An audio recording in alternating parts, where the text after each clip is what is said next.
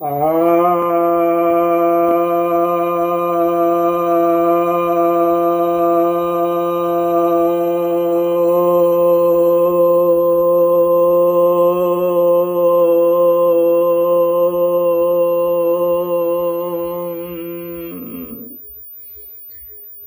सभी भक्तजनों को सप्रेम नमन। भक्तों, आज मैं आपके समक्ष महर्षि पतंजलि द्वारा रचित योग सूत्र ग्रंथ के विभूतिपाद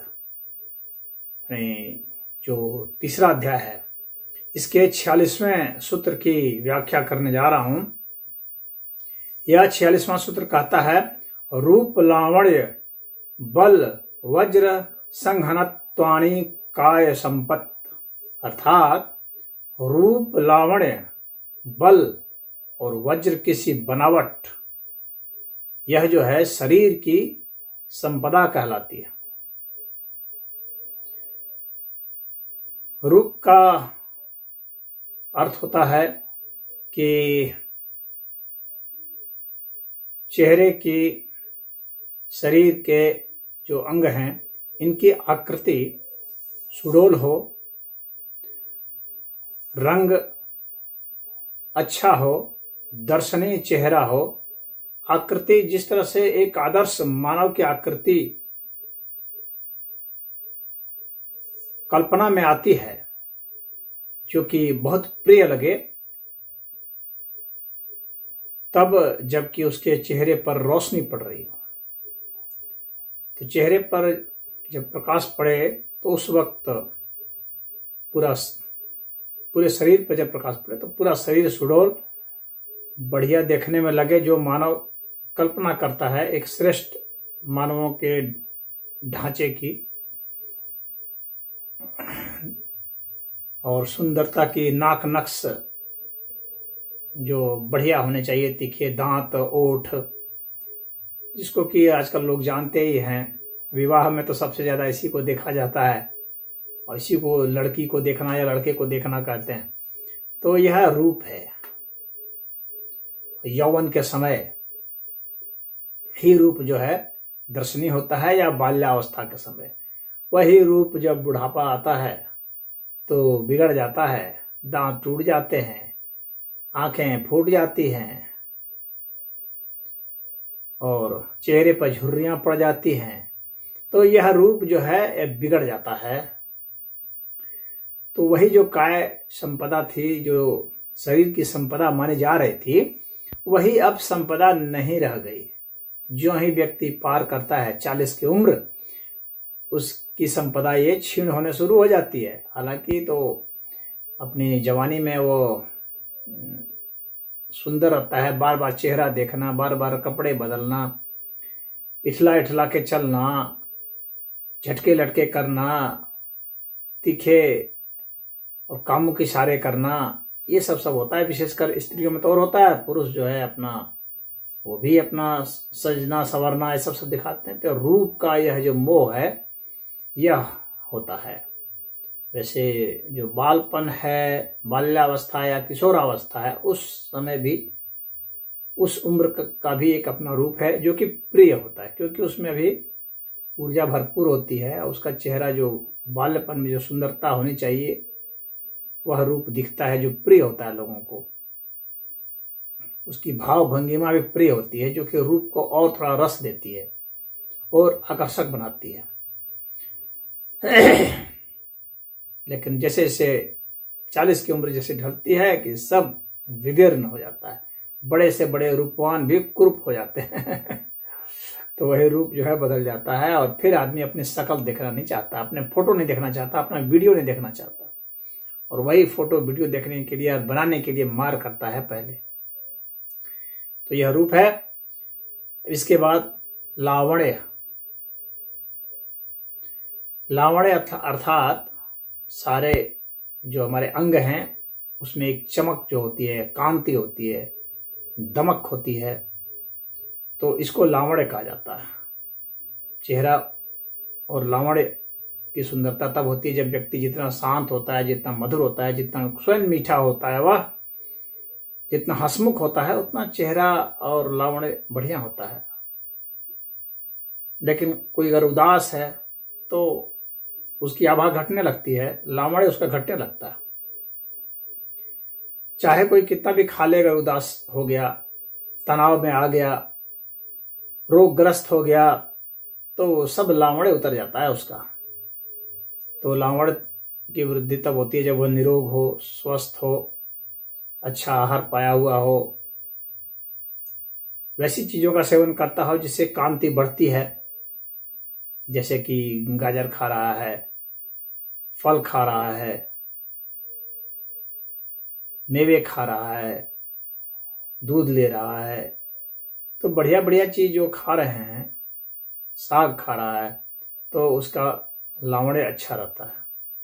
जो बाजारू चीज खाते हैं, सड़ी गली बासी चीज खाते हैं, पैकेट वाले चीज खाते हैं, तो उनका लावण्य घटता है। जो योगाभ्यास करते हैं उनका लावण्य बढ़ता है, जो खेलते कूदते हैं उनका लावण्य बढ़ता है। जो सिर्फ काम धाम ही करते रहते हैं, लेथार्जिक होते हैं, ढर्रे की जिंदगी जीते रहते हैं, उनका लावण्य घटता है। प्रदूषण से भी लावण्य घटता है। तो इस तरह से लावण्य के तो बहुत सारी चीज़ें हैं जो कि उसमें असर डालने वाली चीज़ें हैं। तो लावण्य अगर उम्र की बात करें तो वही उम्र है, 30 तक लावण्य रहता है।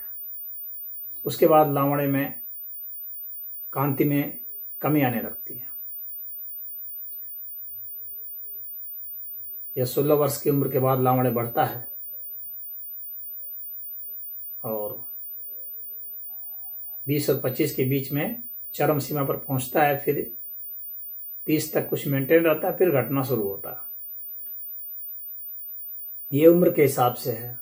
और फिर व्यक्ति अपने को कितना मेंटेन करता है, कैसा आहार विहार उसका है, कैसे वातावरण में रहता है, कैसे उसकी मानसिक दशा है, कैसे सोच, कैसे विचार हैं, कैसे कर्म हैं, उसके हिसाब से भी होता है।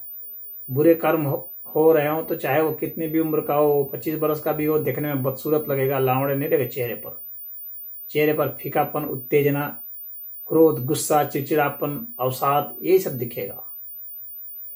तो यह लावण्य है। अब इसके बाद फिर है बल की बात की गई है कि बल भी शरीर की एक संपदा है। शरीर में शक्ति कितनी है, तो शक्ति भी अलग अलग उम्र की शक्ति अलग होती है। अपनी चरम सीमा पर व्यक्ति पहुंचता है 25 वर्ष की अवस्था में अपने बल की और फुर्ती की।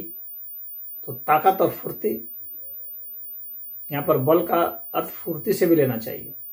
तो बल और फुर्ती जो है वह पहुंच जाती है 25 वर्ष की उम्र में चरम सीमा पर। उसके बाद फिर जो है तो 20 से 25 वर्ष में बल और फुर्ती होती है बहुत। फिर उसके बाद ढलान पर जाना शुरू कर देता है आदमी। 40 के बाद ढलान बहुत ज़्यादा दिखने लगता है। बल बनाए रखने के लिए जो योगाभ्यास करते हैं और एक्सरसाइज करते हैं, व्यायाम करते हैं, जिम जाते हैं या खेलते कूदते हैं या शारीरिक परिश्रम करते हैं, उनके बल में वृद्धि होती है। ये शारीरिक बल है। मानसिक बल के लिए तो आपको दिमाग की चीज़ों का एक्सरसाइज करना है। दिमाग का जितना कसरत करेंगे और दिमागी परिश्रम जितना करेंगे उतना ही दिमाग मजबूत होता है। जितने जटिल से जटिल कार्य करेंगे दिमाग से, उतना दिमाग मजबूत होगा। तो वो दिमाग की ताकत होती है। तो ये दिमाग की ताकत, यहाँ बल से दिमाग की ताकत, शरीर की ताकत दोनों ही समझ जाना चाहिए व्यक्ति को। तो मस्तिष्क की ताकत जो है, मन की ताकत बहुत बढ़िया है। और इन सब के लिए अलग अलग खुराक है। जो हमारा बल है, तो बल को बढ़ाने वाली जो चीज़ें हैं, जैसे कि दूध है और मांसाहारियों के लिए मांस, मछली, अंडा है, शाकाहारियों के लिए दालें हैं, सब्जियां हैं, फल हैं, ये सब हमारे बल को बढ़ाने के लिए। घी है, मक्खन है, ये हमारे बल को बढ़ाते हैं। फलों में जैसे कि खजूर है, नारियल है, उसी तरह से बादाम है, मेवा में अंजीर है, ये बल को बढ़ाने वाली चीज़ें हैं। कई औषधियों का भी सेवन किया जाता है बल बुद्धि बढ़ाने के लिए।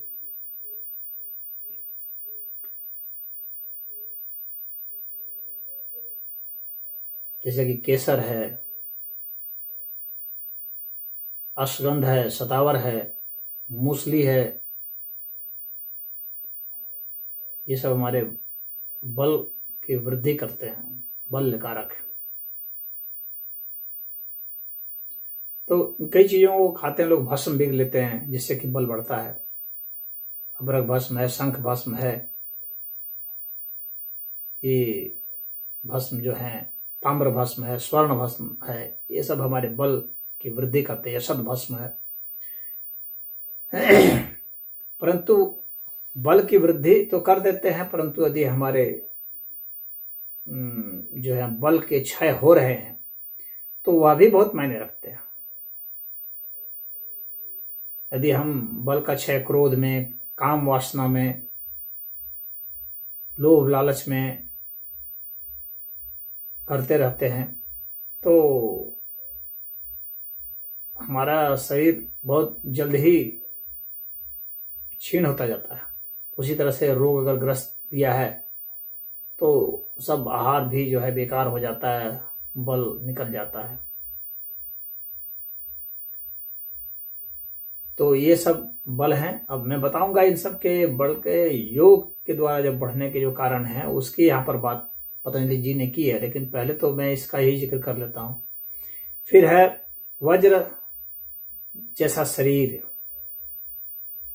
वज्र अर्थात कठोर। तो शरीर सुदृढ़ हो, दृढ़ हो, स्थिर हो, शक्तिशाली हो, इसके लिए भी योग, ध्यान, प्राणायाम ये सब किया जाता है। एक्सरसाइज, खेल कूद और कठोर परिश्रम, इन सब से जो है वज्र जैसा शरीर बनता है।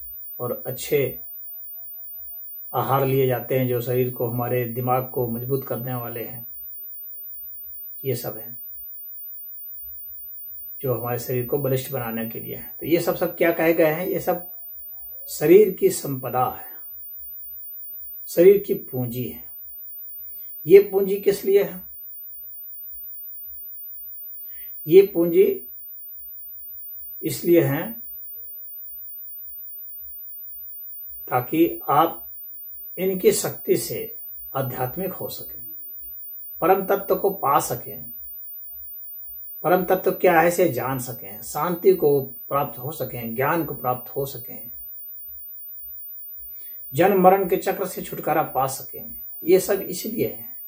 ये तभी संपत्ति है, अन्यथा ये क्या हो जाएंगे? विपत्ति हो जाएंगे। सुंदरता भी विपत्ति बन जाएगी। अगर चाल चलन ठीक नहीं रहा तो दुष्टों के फेर में पड़ जाएंगे, तो रूप जो है वह विपत्ति बन जाएगी। कई रूपवती औरतें जो है वेश्यावृत्ति में ढकेल दी जाती है। तो रूप लावण्य जो है ये विपत्ति बन सकते हैं। अगर इसी का अहंकार हो जाए तो विपत्ति बन सकते हैं। ये अहंकार बढ़ता चला जाता है, औरतों में बहुत ज्यादा हो जाएगा रूप लावण्य का अहंकार। बुद्धि के और कला के विकास में नहीं लगा करके अपने शरीर को ही रंगने पोतने में लगे रहेंगे, सुंदर शो को बनाने में लगे रहेंगे और वास्तविक सुंदरता नहीं समझेंगे, जिसको कहा गया है सत्यम शिवम सुंदरम। तो जब तक व्यक्ति आध्यात्मिक नहीं है तब तक सुंदर नहीं है। इस रूप लावण्य से सुंदरता नहीं है। तो अपने को फोकस उधर करना है, अन्यथा ये विपत्ति ही बनने वाले हैं। बल भी विपत्ति बन जाएंगे। बल का प्रयोग दुरुपयोग करने जब लगेंगे, बल के घमंड में आकर के किसी से लड़ाई झगड़ा करना, किसी पर हमला करना, किसी का छीन लेना, किसी को सताना, किसी अत्याचार जुल्म करना, तो वह बल जो है वो किस काम का है? वो सिर्फ जो है विपत्ति लाएगा, कष्ट लाएगा, दुख लाएगा, हमारे जीवन को नरक बना देगा। तो शरीर की जो सुदृढ़ता है, वज्र जैसा शरीर है, वह कब काम आता है? वह सफल कब है? वह संपत्ति कब है? जब वह अच्छे कार्यों में प्रयुक्त होता हो। देश की रक्षा के लिए ठीक है, आप गए हैं, वो अच्छे कार्य में गए हैं, तो वहां पर आपका बल, आपको वज्र जैसा शरीर का सही उपयोग है। दुष्टों से लड़ने में सही उपयोग है, रक्षा करने में सही है, सज्जनों की रक्षा कीजिए, इन सब के लिए तो वह एक संपत्ति है। अन्यथा वह विपत्ति में प्रयोग हो सकता है। तो सब हम लोग के माइंड का खेल है। अगर हमारा माइंड कहाँ जा रहा है, उसका है यह खेल। अगर हमारा मस्तिष्क सही दिशा में है तो संपत्ति है, या शरीर की संपत्ति है। इसे हम अच्छे कार्यों में लगा सकते हैं, इसका सदुपयोग कर सकते हैं। तो अब इसमें क्या करना है? जो ग्राह्य विषय हैं, जो लेने लायक विषय हैं, जिससे कि हम अपने शरीर के रूप को, लावण्य को, बल को बढ़ा सकते हैं। जैसे जिन औषधियों का नाम मैंने लिया, जिस प्रकार के भोजन का नाम लिया, जिस प्रकार के खान पान रहन सहन का लिया, जैसे वातावरण में आप रहेंगे, जिस तरह से आप अच्छी मतलब कानून सम्मत जो कार्य कर रहे हैं, सम्यक आजीविका कर रहे हैं, तो ये सब आपकी काय की संपत्ति को बढ़ाते हैं। आप वहाँ पर फोकस करें, योग करें, ध्यान करें, साधना करें, तो आपकी संपत्ति बढ़ेगी, रूप लावण्य सब बढ़ेगा। आपसे ऊर्जा का क्षय जो है अनावश्यक नहीं होगा, ऊर्जा का रूपांतरण होगा ओज में, तेज में। वही ओज तेज जो है वही लावण्य के रूप में, सुंदरता के रूप में भाषित होता है। तो वो सब सारी साधनाएं करें, योग साधनाएं हैं, योगासन है, प्राणायाम है, धारणा ध्यान है, समाधि है, भजन कीर्तन है, उसको करें। तो ईश्वर प्रणिधान इसको योग में कहा गया है। तो उससे रूप लावण्य आपका बढ़ेगा और सही जगह पर प्रयोग होगा वह। तो पतंजलि जी ने यहाँ पर यही कहा है कि जो ग्राह्य विषय हैं उसमें संयम कीजिए। संयम अर्थात धारणा ध्यान और समाधि। तो ग्राह्य विषय जो ग्रहण करने योग्य विषय हैं उसमें आप संयम करेंगे, तो उसमें संयम करेंगे तो आपका यह सफल हो जाएगा, यह अभियान सफल होगा। और आपकी यह जो संपत्ति है वास्तव में संपत्ति होगी, विपत्ति नहीं होगी।